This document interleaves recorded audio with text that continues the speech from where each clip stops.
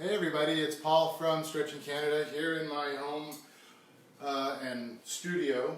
I wanted to talk today about foot, ankle, arches, toes, the foot as it relates to other issues that we find going on in our bodies. More than anything, or my specific situation is, I find that when my foot mobility is restricted, it's going to affect through compensation patterns that foot to core sequencing in our stance and gait, or the gait cycle. If my foot is restricted for any reason, whether it's because it's in a really tight shoe, for people that wear heels, whether it's a cowboy boot or a shoe that has a heel on it, or a woman's shoe that's either both high and restricted in the toes, this can cause all kinds of issues with foot to core sequencing. So if we, and for instance, I've been getting a lot of private emails and messages and messages with people that are actually watching saying I'm having issues in my low back as I've been going through the gastroc stretches and the hamstring stretches and the glute stretches. You might want to look at the feet as well, or first, because it's the most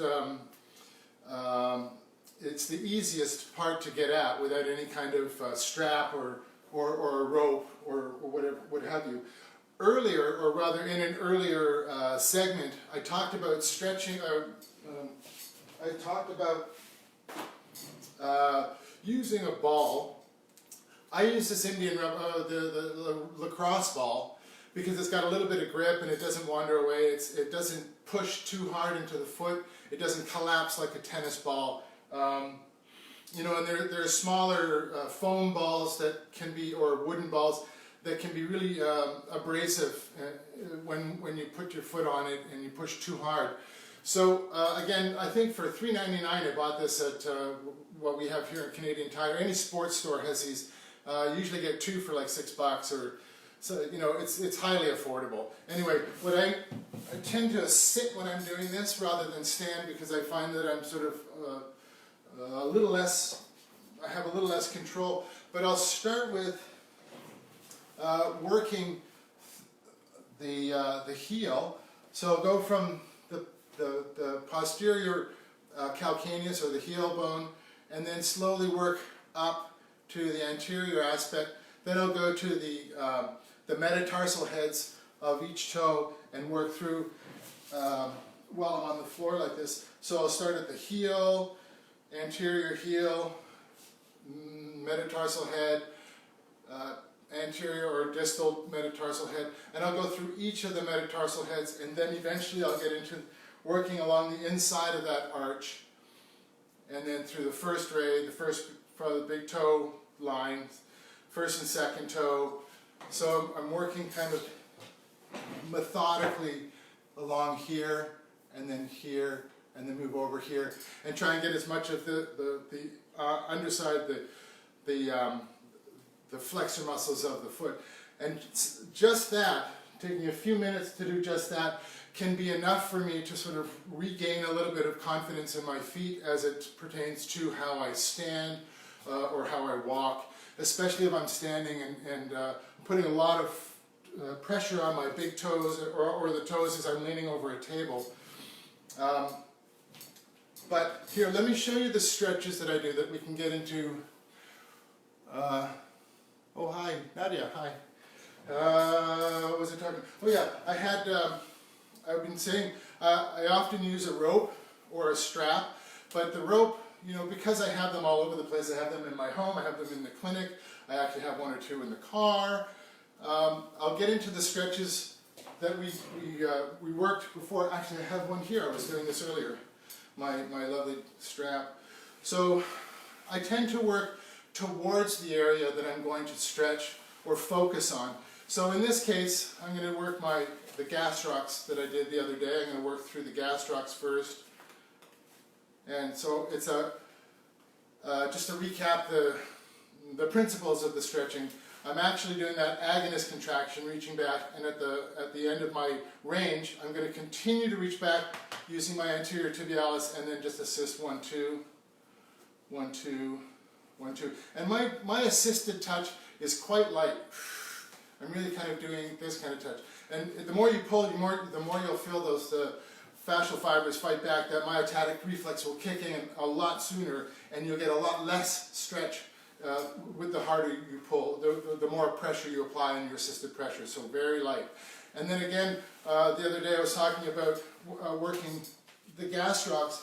I'll work, you know, bilaterally, but I'll also do an inversion of the foot. I'm still reaching back with my anterior tibialis and the digitorum, and I'll just apply a little more pressure on the inside, 1, 2, as I pull back, 1, 2, and then I'll do the same thing on the outside, so I'm stretching more of the medial aspect of the gastrocs. So just to recap the gastrocs, and then moving forward, so you can be on the edge of your bed, the edge of your couch, or you know, on a mat that I was doing my workout earlier. But for the sake of this demonstration, I'll just put that here. I'm just going to line myself up here to get, so I'm disengaging the gastrocs by bending at the knee and reaching around, 1, 2, to get at the soleus underneath. If you can't reach around, no problem.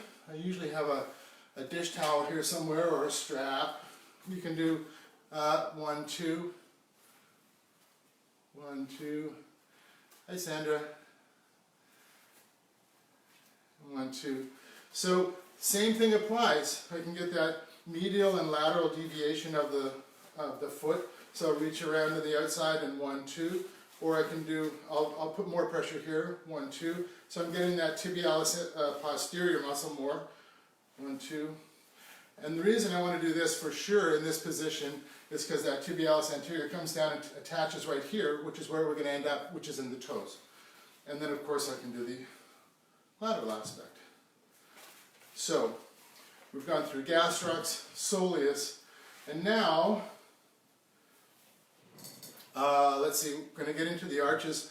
So if you're in a position that you can actually isolate the calcaneus, doing it here is perfectly acceptable as well. If this is too crampy, this is fine too. I just want to, I'm actually actively pronating my foot and then just assisting at the end and then supinating.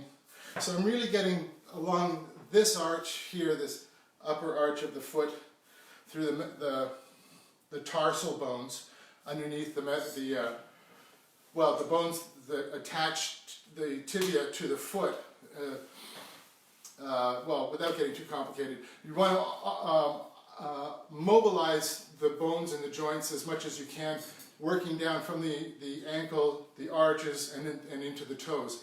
Because it's in the toes that we're going to get most of our mobility. Okay, so now that I've worked down through the arches, and I will continue to do that for a while, and actually just this feels pretty good. And so I'll do 5 this way of the sort of supination, or the pronation, and then 5 supination. And then I'll start getting into the toes. Now the thing I want to do is, just doing this is nice, and sometimes what I'll do is I'll just get my fingers in between my toes, and then just move them back and forth, and sometimes that's good enough. But oftentimes, especially with me and the issues that I've had with my feet from running thousands of kilometers in my past and having injuries and scar tissue buildup in my feet from osteomyelitis, I tend to work really individually with each toe. So what I'm going to do here is I'll do the extensor muscles first. I'll just move back a little bit. So I'm going to stabilize at the metatarsal head and then reach my foot down. So I'm flexing down and pushing 1, 2. Again, that's super light touch. Whoops. 1, 2. Come back up. Breathe out, reach down. 1, 2. And then the next toe. So I'll stabilize at the next metatarsal head and reach down. 1, 2. Reach down. 1, 2. And again, you can do this here. So I'll stabilize with my other hand. Reach down and stretch. And then 3rd, 4th, and 5th toe. Hi Nadine. Oh, hi Nadine. Yeah, this is going to benefit you a great deal. So, let's see, where was I? Oh yeah, and now I want to do the same thing in the opposite direction. I want to get these flexor muscles opened up. So I'm going to stabilize at the metatarsal head on that first toe. and then extend back, 1, 2, 1, 2, 1, 2, again with that light touch, breathing out. Now, once I've done all the toes and I've done the other foot, I often come back here. I'll line this up so you might be able to see this. I really want to be able to get those toes to open up, and if I can't do it just by using my brain to send those signals, I'll actually do this with my hand, and I find that my toes will open up just a little bit better. And that once I've got that action, I can assist that 1, 2, not just getting into the webbing, but getting into the muscles that pull the toes together. Adductor hallucis, 1, 2, next toe, and open up. These guys don't open up for me quite as well, but I'll pretend that they are. And then, so now that I've got that, I can actually take this advantage of this ability to move my toes open and do the same extension and flexion, but adding 45 degrees. And as I, what's the best angle here? Maybe this. As I flex down, I'll add 45 degrees, and I'm actually kind of creating a decompression between the bones of the head of the metatarsal and the first phalange, 1, 2. So I'm reaching down, but out and away, 1, 2. So I'm spreading those muscles that pull the toes together, muscles that kind of squish together when we have our feet in shoes that are too tight, or maybe not too tight, but just restricted. So I've opened up the gastrocs, the soleus, the arches of the foot, and then eventually each toe in flexion and then in extension. So I'm getting the extensor muscles and then the flexor muscles. And then I'm adding 45 degrees so I can maybe not isolate, but really be more specific to the muscles on either side of each toe. And this is a routine that I do quite regularly. Because I have issues with my feet from back about 10 years ago that have haunted me ever since. It's ended my running career. But also it just helps me, once those muscles open, optimize, and oxygenate, I find that I stand differently, I walk differently, and I have a different confidence, and that confidence relates to everything that I do, whether I'm standing or walking. Just another, so again, grab yourself an Indian rubber ball, or you can open your foot up on your own by standing on one of these. And then once I've done both feet, you might not be able to see all of me, but you'll see my feet. Once I've got that opened up and I feel a lot more confident, well, I feel a lot more confident on my right foot because I've worked only on my right foot. But I want to throw in some strengthening. So what I'm going to do is I'll stand here and then slowly rise up on my toes using my arches and my gastrocs. And I'll do like, I don't know, let's say 5 or 6 of these. And going up on 3, down on 3. Try and be as planted as you can. A little external rotation of the thighs so your feet are completely stabilized on the floor, on the ground. And then 1, 2, 3. And now to make it a little harder, put the toes together, maybe touching, let's see. And then on my out breath, go up on my toes. So now I'm really using these peroneals to stabilize. And then the hardest one, getting into the anterior tibialis, posterior tibialis. Heels together, calves together, knees together, thighs together, squeeze your glutes together, and reach up without doing this. If you have to do that, that's fine. But it's not going to be as concentrated as strengthening on the posterior tibialis. So lock them together, hold them, and then slowly come down. Up, and then down. So those 3 stretches, the strengthening exercises can help. If you have a TheraBand and you wrap your TheraBand around your foot, I don't think I have one here. Probably not. And you hold the TheraBand, you can adjust how much pressure you put and just use your toes to go down and then foot to go down. So you're holding a TheraBand, creating a little bit of pressure, toes down, toes back slowly against the pressure of the TheraBand, and then foot back, and then repeat. So you're kind of doing this wave action with your foot and your toes. So I find that when my feet are more mobilized, they're stronger, more stabilized, I get better sequencing from my feet through the posterior tibialis and the sequencing that goes up through the glutes and into my low back. If you're experiencing low back issues, you know, there's a billion reasons for low back problems, former injuries or, you know, compensation patterns from somewhere else, but try opening up your feet and strengthening your feet and arches first and then go from there. The other thing is, you know, I'm often wearing bare feet. I'm almost 99% of the time in bare feet at the clinic. Maybe 90% of the time, depending on how clean my floors are, barefoot here. In the studio, it's different because there's a lot of stuff on the floor. But when I buy shoes that are able to kind of roll up in my hand, as well as look kind of cool. But a more dressy shoe would be a shoe that has a wide toe box. So, and also, again, quite flexible. These are awesome. You know, you can get them in all different shapes and sizes. These ones in particular were for cross-country running. They have a real grip on them. But, you know, when they sort of force you to use your toes a lot more, so your feet are getting stronger. These are, you know, this is a nice compromise. They can be a little stiff at first, but you know, you really want to be able to roll them up. And you know, I have lots of different pairs of these over the years.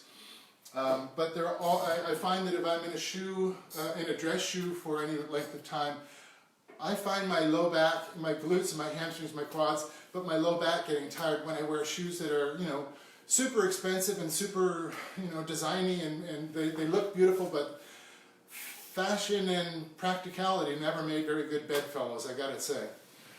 So, yeah, that's it. Oh, hi everybody. Angie, hi Angie. And Jonathan again. Hi Harold. Harold, I haven't seen you for ages and ages.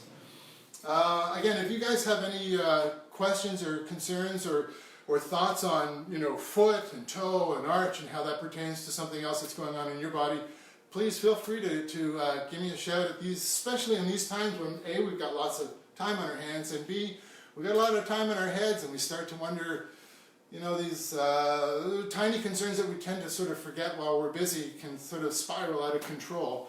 And if I can help dispel any or demystify some of these problems, I will do that. And if you have other questions or concerns, you know, I have a lot of YouTube channels. Kathy Dooley I go to quite a lot to learn about how to strengthen certain things, how to release certain things, how to demystify certain pains. drkathydooley.com. She does the immaculate dissection courses, but also she just gives stuff away. Anatomy Angel is one of her things. She is all over the place, and she is like she's a powerhouse. She's a world-class teacher. She's an amazing orator. I've taken many classes with her, and she is really just one of the most dynamic forces in the therapy world, and she's an incredible human being on top of it all. If you want to look for her YouTube channels, or just go online for kathydooley.com, I believe it is. She has a lot of really powerful messages in terms of real, like 4 or 5 minute YouTube messages or stuff on Facebook to help you get through your day and just demystify or learn about anatomy. So just to recap, you know, when I'm working on the foot or toes, I tend to spend a little time achieving the area that I'm trying to focus on. So I'll go through my gastroc, soleus, arches, and then get into the toes. If I don't have time for all that, I'll work with the ball, and I find that when I've done that and then I've strengthened, you know, going up on my toes or using a TheraBand just to strengthen the arches and toes and flexors and extensors, it's enough to help stabilize my posture. So, yeah, that's it for me. I'll post this on my YouTube channel and repost it so everyone can see it, because the live apparently disappears after a few hours. So, again, if you have any questions, please feel free to get back to me, and we'll go from there. I hope everyone stays safe, and yeah, peace out.